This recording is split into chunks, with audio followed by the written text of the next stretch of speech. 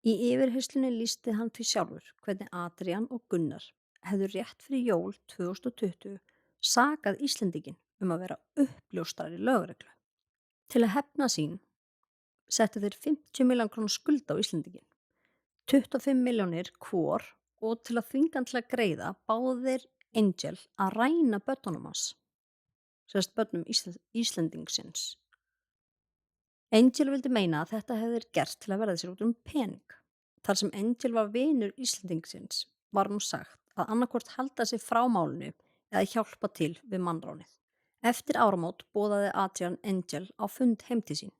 Þar kröfðu Gunnar og þriðji maður hann að ganga í lið með sér.